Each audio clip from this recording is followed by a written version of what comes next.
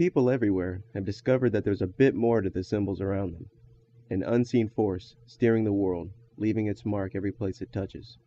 But if bound to material and reason alone, the logical mind immediately sees symbolism's big flaw.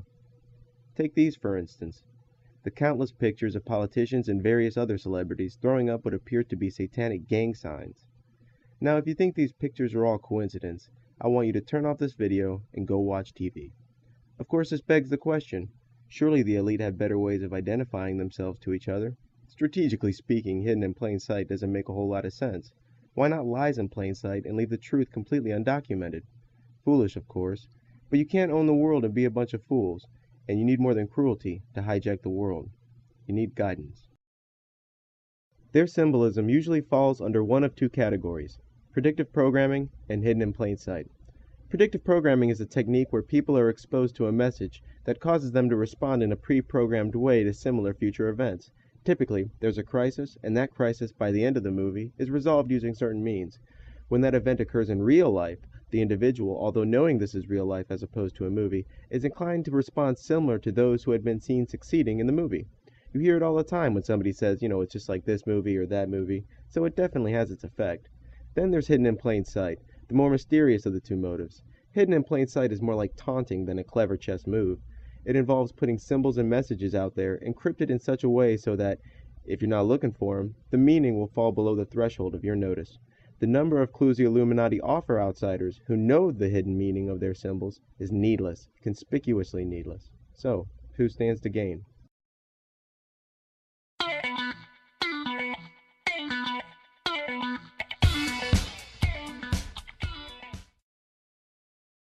Happy Feet is basically a retarded kids movie where a bunch of penguins seize upon every excuse possible to start dancing. First they dance, then they alienate the star of the movie, then they dance, then they find out their fish is disappearing, more dancing, then they find out the evil humans are destroying their environment, throw in some dancing, then they rebuild the Tower of Babel while dancing. And then the evil humans find out about the starving penguins and what they're doing to the environment. So what's the problem? Well, among other things, we are messing with their food chain. And we have got to do something about it. We suggest a ban on all marine harvesting. Why should we do anything at all? They're just a bunch of flightless birds at the bottom of the world. Is equal to...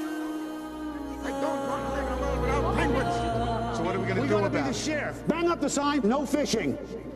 UN gets involved. Meanwhile, in Penguin Land, more dancing, and alas, fish aplenty. So when the little slave larva is faced with a crisis, such as an environmental one, the first thing they'll think of is, this is a job for world government. I've seen it work before. Somewhere. In Independence Day, you have an unsuspecting population, a hostile alien invasion, and a military that can't seem to fight back. The entire human population is in disarray. It's finally decided that humanity's response must be unified and coordinated. They form a world government of sorts, in that they form a global command structure, find out the aliens' Achilles heel, and humanity is saved. Now, to its credit, Independence Day contains no dancing. There are, however, at least two layers of predictive programming. First, world government solves a problem. Fish aplenty. Secondly, it's eventually the plan of the elite to convince us into a bogus alien invasion, or perhaps a real one the Illuminati would rather avert. So this prepares us for that us against them mentality. In H.G. Wells' Things to Come, humanity has been decimated by war. Industry was thought to have ground to a halt, diseases everywhere, most if not all major cities lay in ruin. But a world government is forming in the background, hell-bent on destroying all sovereign states. Using advanced weapons like aircraft and poison gas, the world government pounds at rogue nations. Eventually, those pesky tin pot dictators are destroyed, and the new master race, together with a world government, march triumphantly into humanity's great new age. In the movie, it's progress this, progress that, painting national sovereignty as problematic and against progress.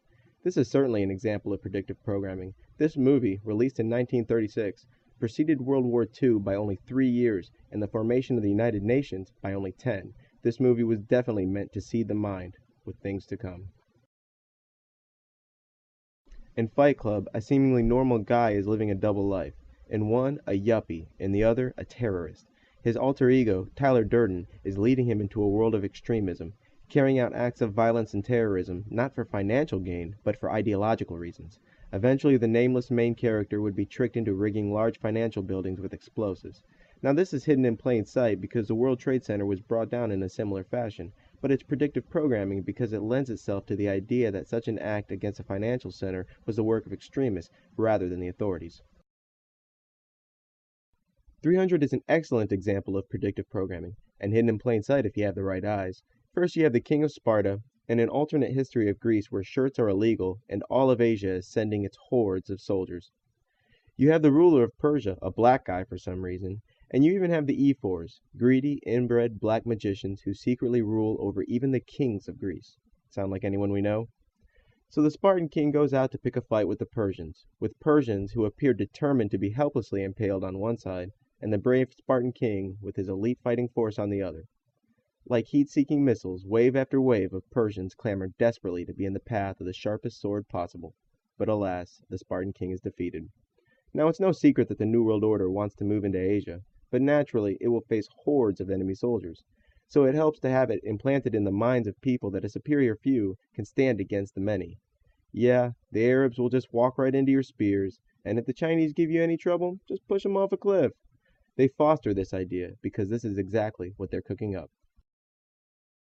John Carpenter's They Live starts off with Roddy Piper emerging from train tracks or a train station. If you've seen my first documentary, Hollywood Insider's Fallen Angels, you'll know that trains are symbolic for interdimensional travel. Roddy first just tries to get by in his new life, but eventually his curiosity would get the better of him. Soon he would realize that the world he lived in was false, and that there's non-human beings masquerading as ordinary people. He then tries to bring in his new, rather reluctant friend into this knowledge. They both set out to undo this conspiracy, eventually succeeding in a sacrificial way. This is an instance of hidden in plain sight, an uncomfortable truth mixed in with trivia and displayed to the masses.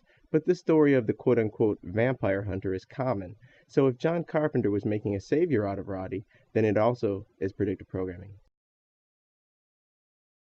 In The Matrix, a messiah-like character called Neo learns his world is an illusion, and there's a war happening behind the scenes.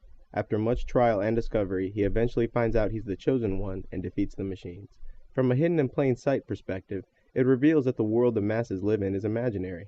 From a predictive programming point of view, it propagates the savior angle, the chosen one who will save humanity and undo the conspiracy. Demolition Man features Sylvester Stallone, who is unfrozen after decades in ice. He comes to find a world full of squares, ruled by a man who sabotages his own city in order to seize more control of it. Stallone, by the end, kills the guy and ends his tyranny. Demolition Man has it all. Retina scans, chips that control both buying and selling and can locate you anywhere, a strict police state where even reproduction is regulated, a leader that doubles as a religious leader who not only oversees secular but moral affairs as well, and even the inclusion of false flag terror, as the leader releases criminals to terrorize the city. From a hidden in plain sight perspective, it's a no-brainer, no symbology, only the literal future. From a predictive programming perspective, it reinforces this savior concept who will come and undo the conspiracy. The Man Who Would Be King is the Illuminati's favorite story, hands down. It tells the story of two Englishmen who go off to a distant primitive country intending on returning with loads of gold. When they arrive, they are mistaken for divine beings, rule, and eventually revealed to be only human and are punished. Since its only message is that the next one to arrive claiming to be God is a fraud,